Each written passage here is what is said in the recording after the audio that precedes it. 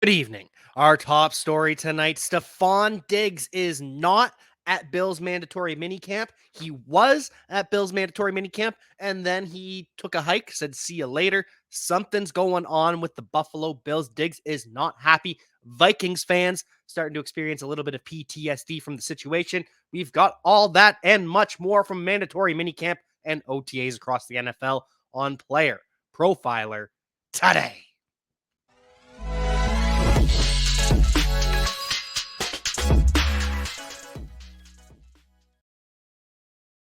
So, yes, Stefon Diggs is at it again. Stefon Diggs, he showed up yesterday, which was Monday. He got his pre-mini camp physical, made sure everything was right with his body, showed up again today, which is Tuesday, and then dipped, peaced out, said, see you later.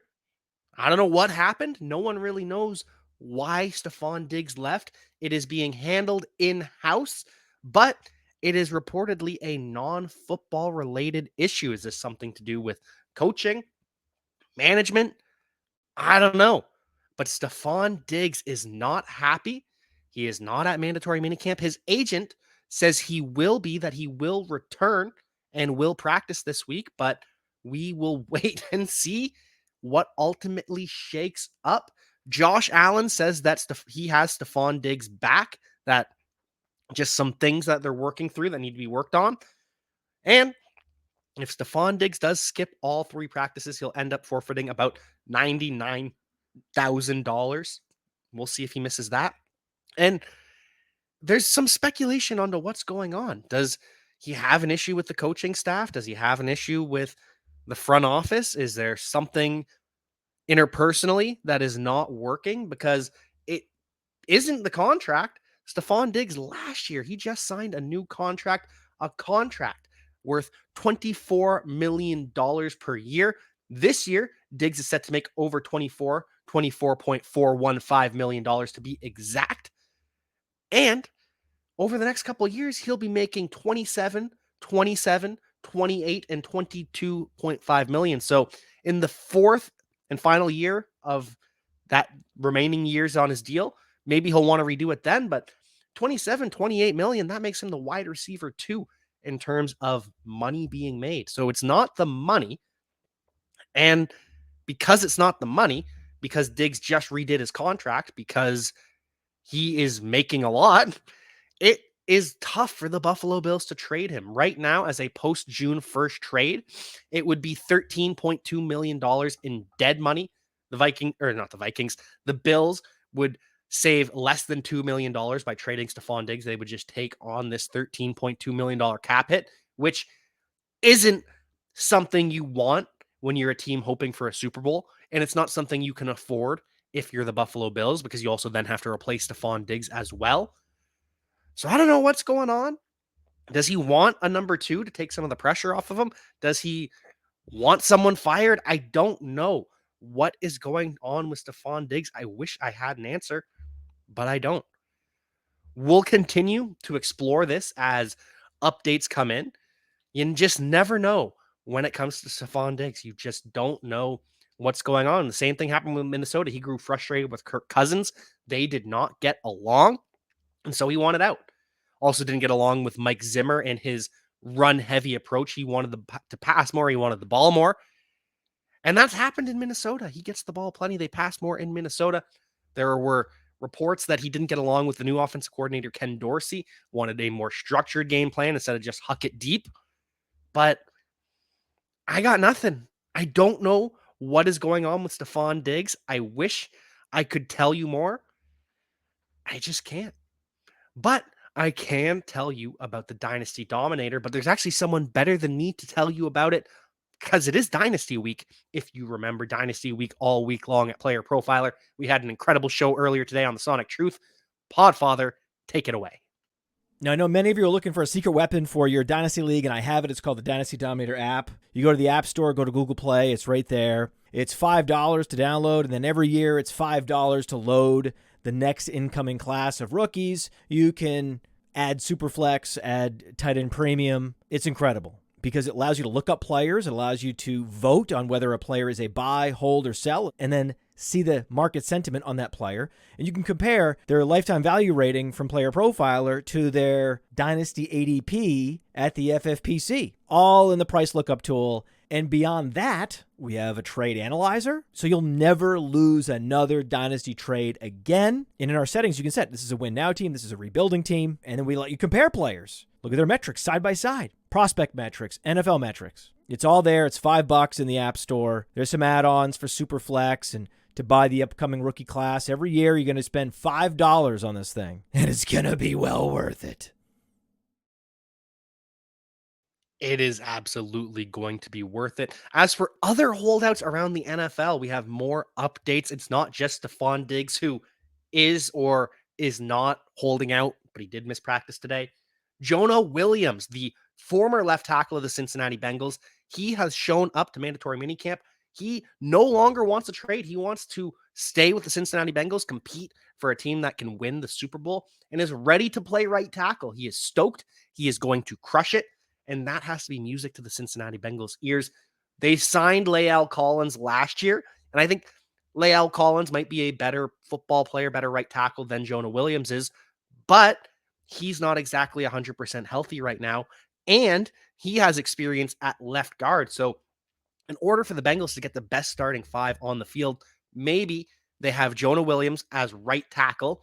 La'el Collins ends up replacing Cordell Volson at left guard once he is fully healthy. And now the Bengals have upgraded the offensive line at 3 positions with just one move. They sign Orlando Brown. They upgrade left tackle.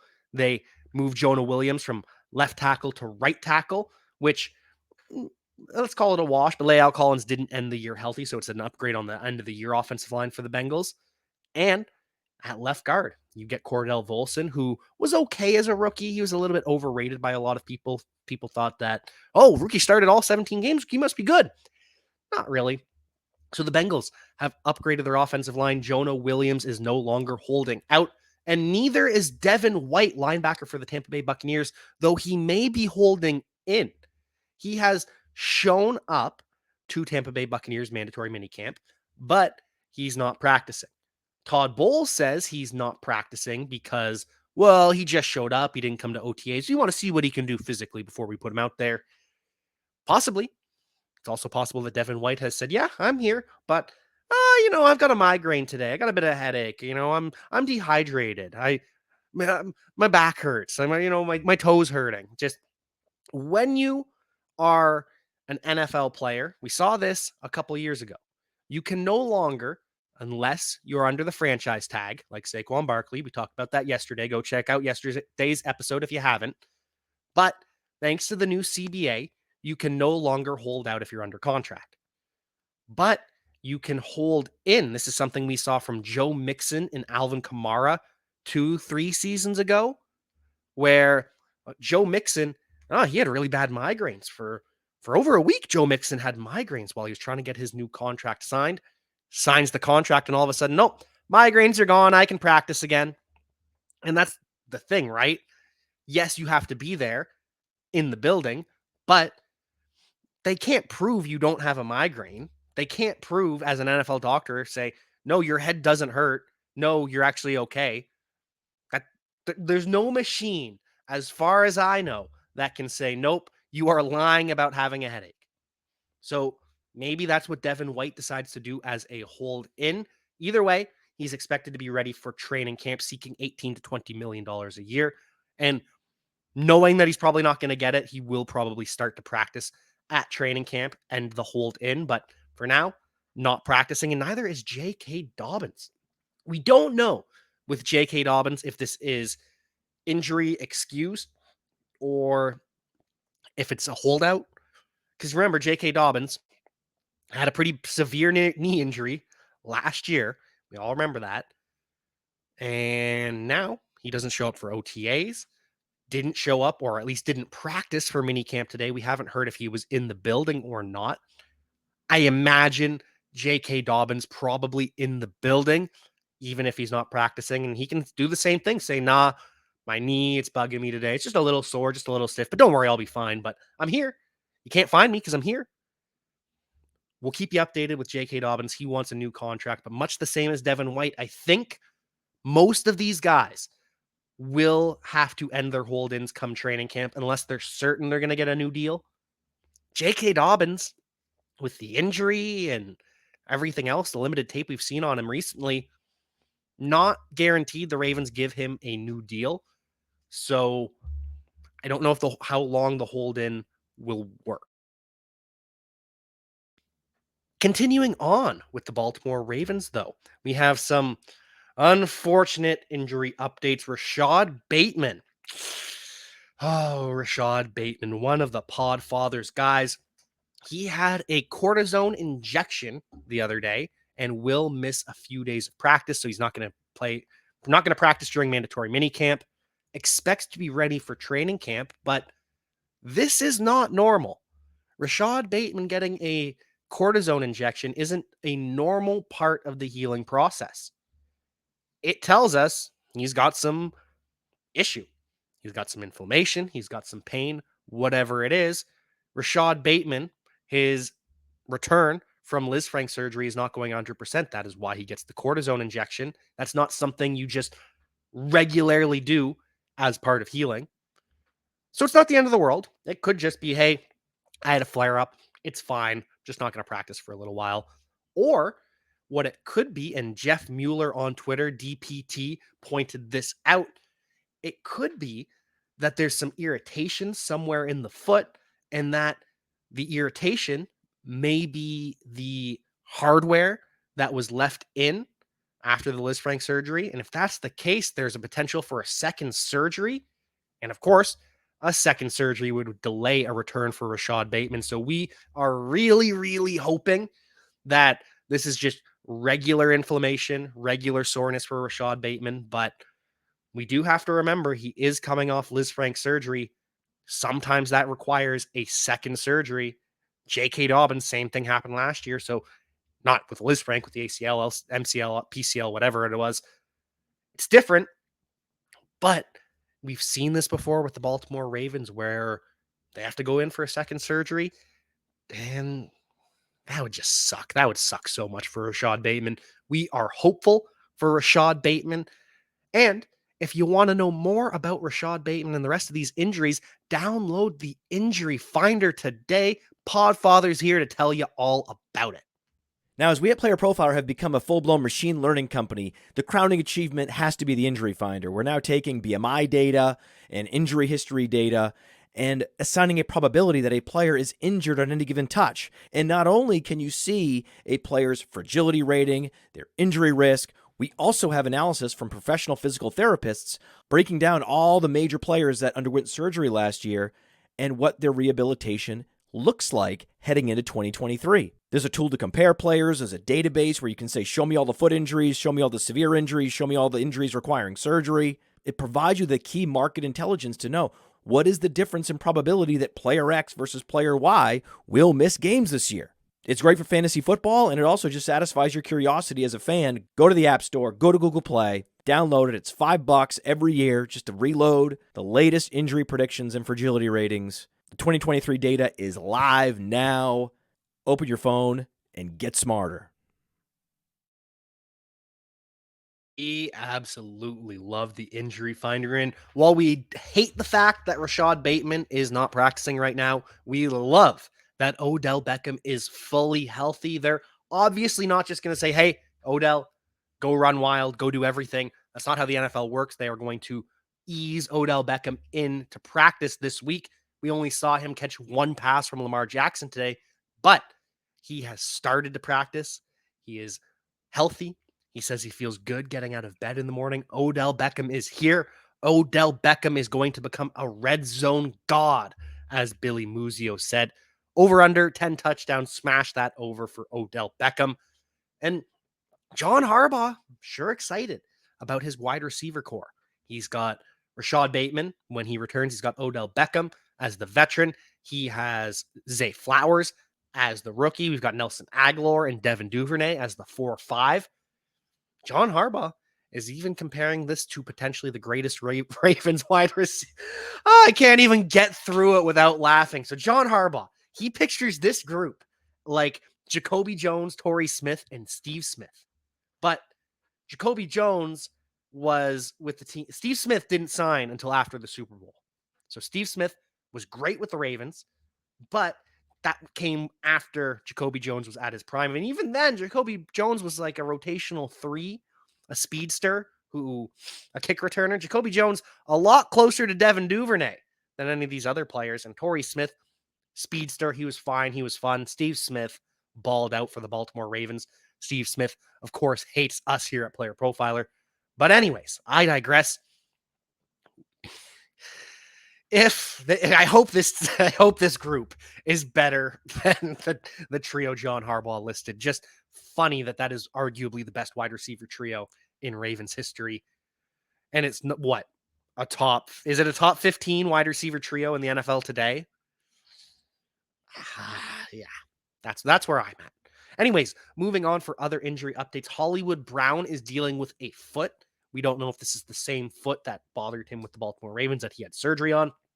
We will keep you updated on Hollywood Brown. As of now, assume that it's not a big deal, but we'll keep you updated. James Robinson. We also got an update on James Robinson. And yes, unfortunately, the injuries were the issue for James Robinson with the New England Patriots. He just couldn't stay on the field for practice, couldn't practice every day, couldn't finish every practice. Just sucks because James Robinson was so much fun. He was so talented. And then the Achilles happened and it completely changed things. So James Robinson, I hope he latches on with another team. I hope this is not the end for him. I hope that James Robinson can have a Dante Foreman-like resurgence. But we'll see. As for the Patriots, Kevin Harris is looking slimmer and more explosive, and Pierre Strong looks ready to seize the RB2 job. So that probably made this cut a little bit easier. Still sucks to see, though, because we love James Robinson. Was a great story, undrafted free agent, hit big, and then the Achilles happened. Other injury updates, Dawson Knox was shaken up earlier today, walked off with trainers, returned to practice, but didn't actually participate in practice. So we'll keep you updated on that. A lot of things to keep you updated on. I mean, it's OTAs, it's minicamp. Teams aren't telling us a whole lot. And the stuff they do tell us, it's pretty open-ended. We don't actually know what a lot of it means and how long it's going to bother. So maybe Dawson Knox practices tomorrow. We'll update you if he does. Same with Chase Claypool. We told you he's dealing with some injury issues. Few minor things is what he was listed as today. We don't know what it is with Chase Claypool. Last it was banged up. Now it's a few minor things. Either way, he is hurt. Kyle Pitts is trending towards returning for training camp. Knee is moving in the right direction. I think we all kind of forget that Kyle Pitts did have knee surgery this offseason, that maybe he takes some time to come out swinging. I prefer Drake London over Kyle Pitts for that reason, I believe. We also have Sterling Shepard, who is right on schedule and hoping to participate in training camp, hoping to be ready for week 1. Doubt it. Being ready for week 1, maybe, but he's probably going to participate late in training camp if he does at all. And finally, Brian Burns working his way back from ankle surgery, but man, Brian Burns looks good as hell in the number 0. I'll pull this picture up for you in a second, but Brian Burns, the guy is swagged out. The number 0 is going to make a legitimate difference in the NFL this year. There are players rocking that number 0 that it's going to take their game to the next level. It is swag city.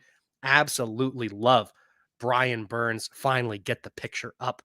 I mean, look at it. Look at him. That is swag-tastic. Brian Burns is a dog. He's an alpha. That number 0 looks good as hell.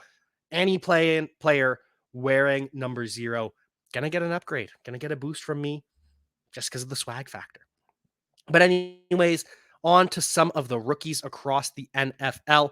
Anthony Richardson, quoting Marshawn Lynch, gets asked about adjusting to the NFL, pulls the "I'm just here so I don't get fined." Anthony Richardson, he's the guy. He is fantastic. Apparently had a rough day at practice today, but even so, Cornerback Kenny Moore, the veteran on defense in the secondary, says he's just got it. He wants it. He has it. And he just doesn't stop working. So we are excited about Anthony Richardson. Deserved to be the QB1, is the QB1 in Dynasty for this rookie class. As for the QB who actually went number one, Bryce Young. He's with the first team offense, and it doesn't look like he is letting go of that job. The takeaway, the biggest little nugget that reveals a whole lot is when the Panthers would finish a drill, Bryce Young would start sprinting over to the next drill. And that's not uncommon, right? That's not something that you don't expect. But it was Bryce Young who would start sprinting, and then Andy Dalton and Matt Corral would be, we got to follow. We got to do the QB thing. We got to sprint. Bryce Young already asserting his leadership over Andy Dalton. Bryce Young has won this job. I know it's not official, but Bryce Young, he moved to the first team offense. He's taking control of the locker room. This is Bryce Young's team. Unfortunately, his receivers. Adam Thielen has been the most consistent, and Adam Thielen is a little bit washed. Jonathan Mingo has looked pretty good, reportedly. More fluid than the Panthers thought he was. DJ Chark starting to get back on the field as well. But bad news for Terrace Marshall. The Panthers have been disappointed with his consistency. They want to see more from him because he's had high highs, but also had some tough practices as well. Don't love to hear that for Terrace Marshall. Sounds as though he is trending to be the wide receiver 4. Jonathan Mingo taking his spot.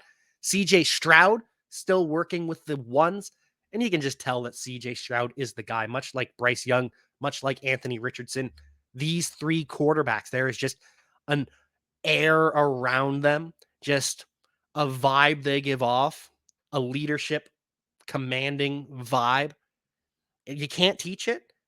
And these three have it. These three are the starting quarterbacks. Haven't heard the same about Will Levis.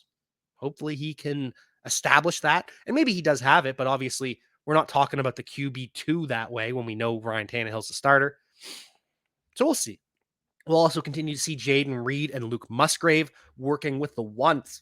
That is fantastic news. Alex Dunlap said the other day, he and Matty Kiwoom were on the show together over on the Game Plan. Check that episode out. Matty Kiwoom and Alex Dunlap. Alex Dunlap says Jaden Reed will outscore Jackson Smith and Jigba this year. I am here for the hot take. Love that. Love the fact that Jordan Addison is going to be full go by training camp. And love that Malik Cunningham is looking to become the next Julian Edelman. Looking to transition to wide receiver. Still doing a little bit of quarterback back things at Patriots camp. But Malik Cunningham, former Louisville quarterback.